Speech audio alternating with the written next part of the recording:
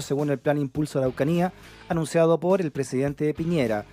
Aparte de la plata, del dinero, el plan anunció el reconocimiento constitucional de los pueblos originarios, también la posibilidad de arriendo de las tierras entregadas a las comunidades y la creación de un ministerio indígena, entre otros puntos de este proyecto de ley. Para hablarlo en profundidad y tener una mirada también cercana a este proyecto, está aquí en el estudio Diego Ancalao, que es presidente de la Fundación del Instituto de Desarrollo y Liderazgo Indígena. Diego, bienvenido a Palabras Sacan Palabras. Hola Freddy, gusto saludarte. Y aprovechamos también de saludar a toda la zona de la Araucanía a través de la 104.7 Radio Futuro en la Araucanía. Y particularmente a Purén Indómito. A Purén Indómito, qué lindo es Purén, ¿eh? Saludos a toda la gente Purén. A toda la gente Purén. A Bombofica también. A Colín. A Colima también, grande Colima. Oye, bueno, Diego, las medidas anunciadas, ¿qué te parecen así? Todavía no está la letra chica, pero por lo menos en la macro, ¿qué te ha parecido este acercamiento? Bien, en primer lugar hay que aclarar de que todo lo que se manifiesta en este programa y en este plan es exactamente lo mismo que se viene planteando en todos los planes Araucanía de todos los gobiernos, desde el año 1940. No te puedo creer, no hay nada nuevo, todo es... Nada nuevo, nada. La primera reunión que se hizo para un plan de desarrollo indígena fue en 1940. Ya. Desde ahí a la fecha no se han restituido los territorios solicitados, no se ha logrado el reconocimiento constitucional, no se ha considerado las propuestas educativas que venían de ese tiempo, no es oficial el idioma mapudungún. Eso es lo primero. Lo segundo es que las medidas que propone, en este caso el ministro Moreno, de los 8.000 millones de dólares como presupuesto, es absolutamente alejado de la realidad por una razón muy sencilla: los presupuestos son anuales. El presupuesto anual se aprueba en la Cámara de Diputados, entonces nada te asegura de que este presupuesto va a ser por 8 años. Además, ¿por qué 8 años si a este gobierno le quedan 3 años? No se sabe qué va a ser el gobierno que viene, a menos que el ministro esté pensando en continuar el plan él, porque de lo contrario parece una estrategia política bastante extraña, porque en lo concreto esos 8.000 millones de dólares no existen en lo concreto. Y este año tampoco está esa plata, es decir, que quedan 3 años nomás. Es decir, ¿de qué 8 años estamos hablando si el presupuesto de este año se aprueba en octubre? Oye, Diego, ¿y este reconocimiento constitucional no es para ti algo novedoso? ¿En qué consistiría este reconocimiento? Mira, el reconocimiento constitucional viene planteado desde el año 1993. Es parte del pacto de Nueva Imperial, que se firmó con Patricio Aylwin en ese tiempo por las organizaciones indígenas. Y hasta el día de hoy ese reconocimiento... Hace 25 años ya. Hace 25 años. Hace 25 años que se viene planteando esto y no hay ninguna innovación que en este nuevo plan lo vuelvan a mencionar. Además, en ninguna parte ellos mencionan que el reconocimiento constitucional de los pueblos indígenas en Chile incorpora que el Estado de Chile se declare como plurinacional. Lo único que ellos han planteado que se declara multicultural, es decir, que existen distintas culturas. Y la diferencia con que sea plurinacional es que reconocen que hay naciones originarias que existían antes que se constituyera el Estado de Chile. Por lo tanto, es muy débil este anuncio y pareciera ser una sumatoria de consignas, pero no tiene cuerpo, digamos. ¿Y esto de la creación del Ministerio Indígena también era algo antiguo? Sí, de hecho, no sé si te recuerdas, pero en el gobierno anterior de Michelle Bachelet se hizo hasta una consulta indígena. Sí, ¿no? Y la presidenta se lo abrazando incluso a algunos indígenas, ustedes como... Claro. Se llegó a... Hubieron fotos y todo lo demás. Con machis, Y bueno, eso incorporaba 3 medidas: el Ministerio Pueblo, Consejo Pueblo, y además de eso incorporaba cupos reservados para candidatos al Parlamento. Ninguno de esos prosperó, pero ya se había presentado, era parte del plan de gobierno. No hay ninguna innovación en esto, Freddy. Oye, porque se dio como un gran paso, incluso hay gente de las comunidades, comuneros y dirigentes de Lonco señalaron que era un buen paso. O sea, es un gran paso, es un buen anuncio, es una petición que se viene haciendo hace mucho tiempo y que este gobierno la volvió a nombrar. Pero eso no significa que esto se haya resuelto.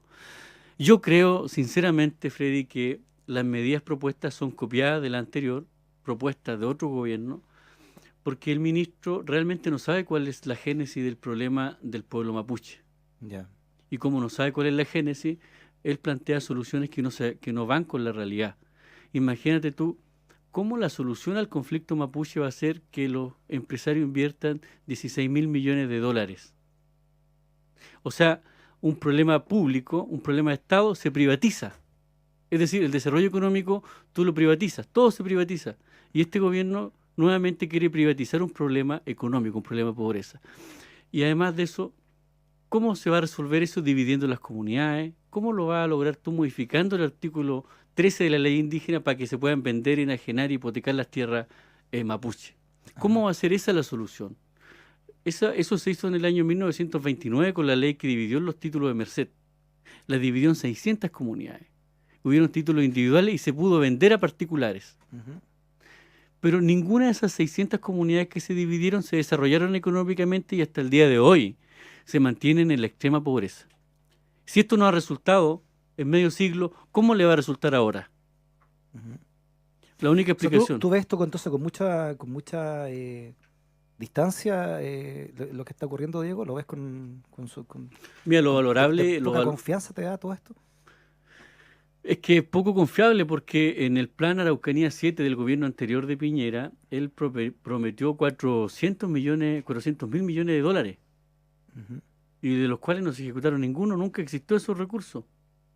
Entonces, la pregunta es, ¿qué es lo que te haría creer que estos 8.000 millones de dólares van a estar ahora?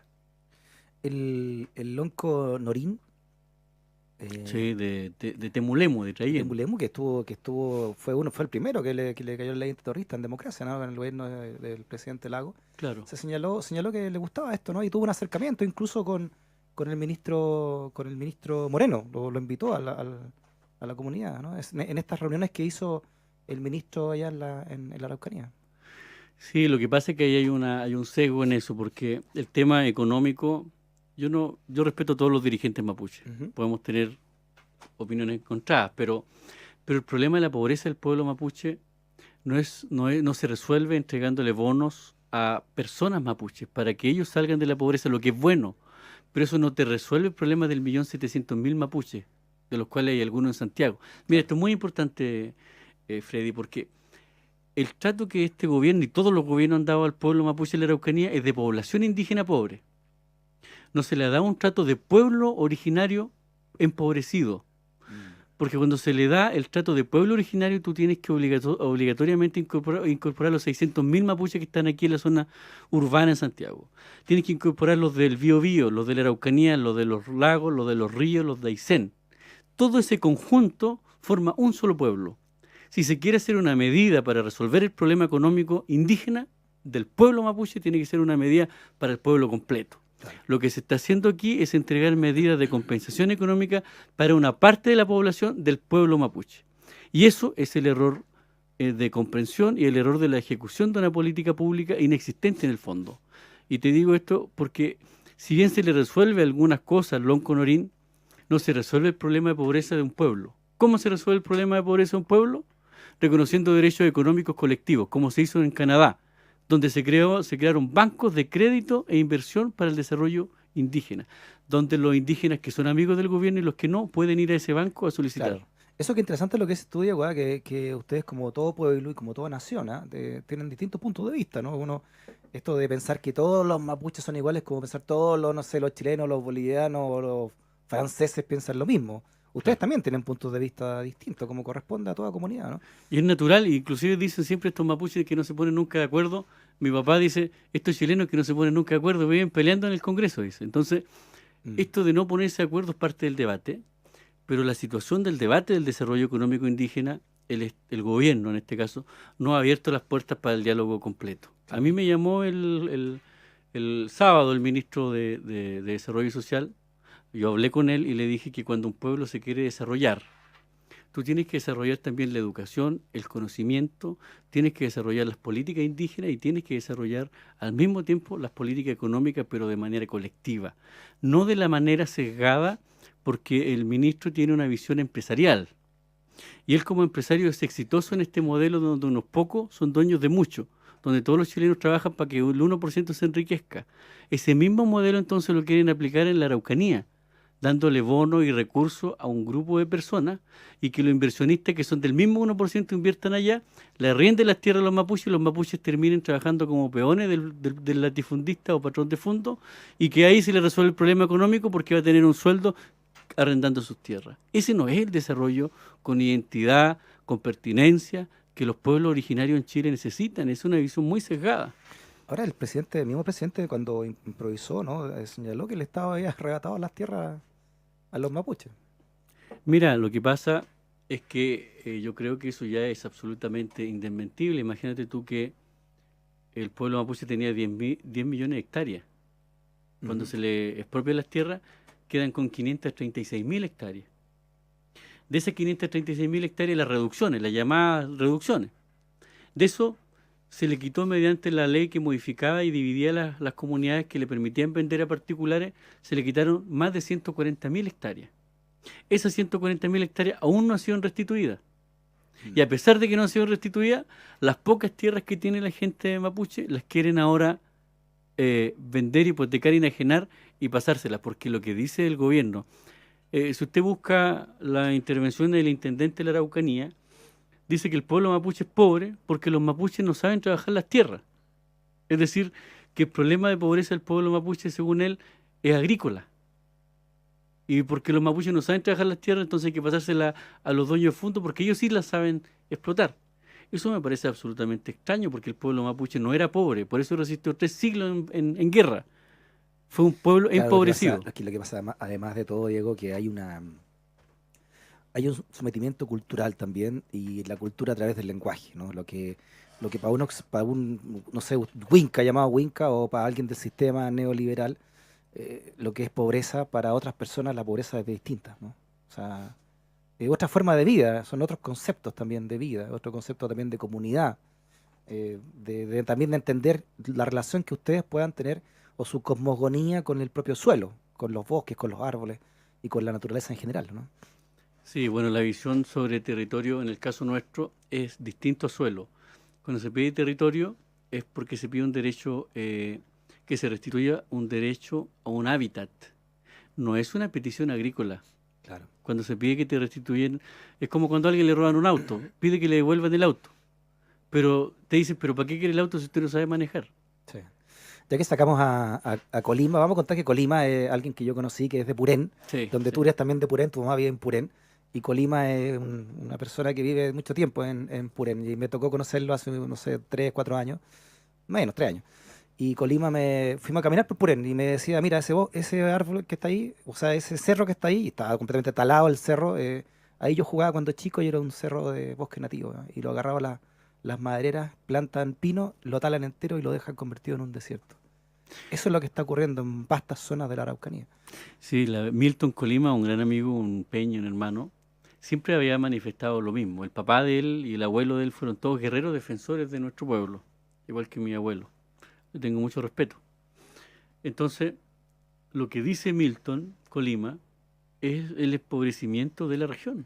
Purén antes era la ciénaga de Purén. Hoy día se le llama secano interior a Purén. Se han secado todas las napas freáticas. Mm. Porque Por el monocultivo, el la eucalipto. Sí. sobreexplotación del monocultivo es la que ha empobrecido. Y esto no lo digo yo, los estudios lo acreditan de que las 10 comunas con más del 20% de superficie plantada son las 10 comunas más pobres de la Araucanía. Y la tierra está muy concentrada en pocas manos también, ¿no? Claro, hay dos familias que tienen más de 3 millones de hectáreas. Y todo el pueblo mapuche del Biobío al sur no supera las 900.000. Del Biobío al sur. O sea, Claro, ¿cómo es posible que dos familias en Chile tengan más impresionante. tierra, tengan 3 veces más tierra que todo el pueblo mapuche del Biobío al sur? El año pasado se celebraron los 50 años de la reforma agraria y el fin del latifundio, y mira a lo que se volvió ahora, ¿no? Sobre todo en tu región.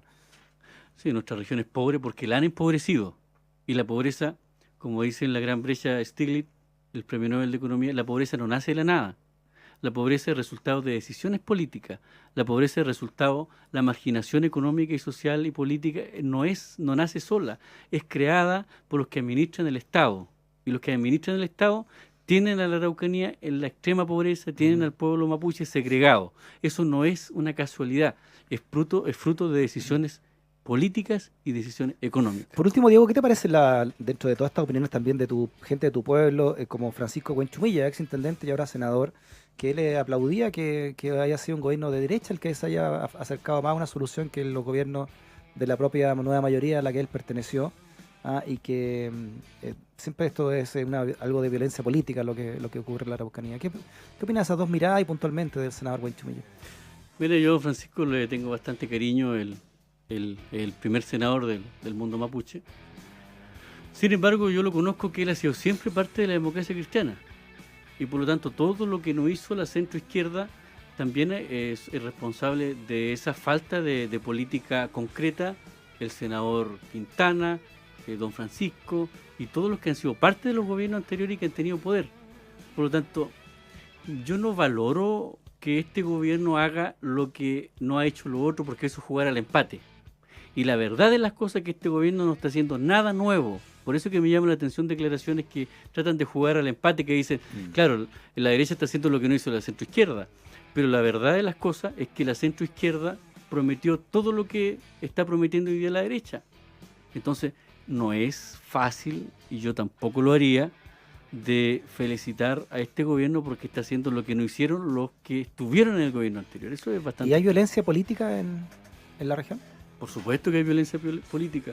Y no solamente en la región, en Chile hay violencia política, primero porque las políticas públicas han fomentado la pobreza. Hay violencia política, en primer lugar, porque los que acceden al poder político no permiten que el pobre resuelva sus problemas, no permiten que el mapuche decida sus problemas. Mira, la violencia política tiene que ver con la imposibilidad de que las personas que sufren los problemas económicos y sociales e históricos, como el mundo del pobre y el mundo mapuche, no decidan su futuro. Cuando no deciden su futuro es una violencia brutal del Estado hacia los más marginados. Si tú hablabas recién, Diego, la problemática que hay con las grandes madereras y cómo también se les dice, bueno, si no están las madereras, porque prácticamente no hay progreso y no hay empleo, ¿no? Lo que les dicen a la gente en Quintero, Puchuncaví, y lo que le están diciendo ahora a la gente de Magallanes a través de Isla Riesco y las tronaduras ahí en Isla Riesco, ¿no? Este dilema entre el progreso y el bienestar social, entre comillas, el falso dilema, también se repite en tu región. Sí, mira, la verdad que no han mentido, no solamente al pueblo mapuche, le han mentido a todos los chilenos y han fabricado, digamos, la situación actual. No es ninguna casualidad. Yo quisiera que tuvieras presente que la política económica del país es la que tiene a Punta Arenas, es la que tiene a toda la gente marginada. Y fundamentalmente en este gobierno que tiene una visión ideológica, pensando que mientras más se desarrollen económicamente los dueños del país, más le chorrea a los pobres. Ese chorreo está comprobado que no es así, porque si no, no tendríamos la Araucanía como la región más pobre, donde tenemos la industria forestal con 6.000 millones de dólares en utilidades. Sí, te quiero informar también de una noticia que está llegando en este momento. Bueno, esto pasó ayer en realidad, ¿no? ¿Qué te parece a ti que el registro civil haya negado la solicitud de pasaporte a Héctor Yaitul, ¿no? Vocero de la CAM, de la Coordinadora como Coel? El dirigente tenía presupuestado viajar a Ginebra para hacer una presentación en la Comisión de Derechos Humanos de las Naciones Unidas. Sin embargo, la entidad de registro civil se lo negó por supuestas órdenes de arraigo, pese a que la Corte de Apelaciones de Concepción desmintió estas medidas, ¿eh? Así que... A mí me parece grave porque aquí no pueden haber ciudadanos de primera clase y de segunda clase, porque hay que recordar que el actual presidente Piñera, en momentos muy complicados, muy distintos, viajó a Argentina y nadie le prohibió viajar cuando existían ahí situaciones judiciales mucho más complejas que en el caso de Yaitul, donde se ha comprobado que fue parte de una operación encubierta y que fracasó la operación Huracán, y por lo tanto no tiene por qué condenar a alguien que no tiene problema, digamos, con la justicia. Diego Ancalao, presidente de la Fundación del Instituto de Desarrollo y Liderazgo Indígena, en Palabras Sacan Palabras. Diego, un abrazo grande y saludos por allá por Purena. En tu nombre, gracias. Que esté bien. Ya son las 6:26 y no te quedes con las ganas de hacer lo que quieres con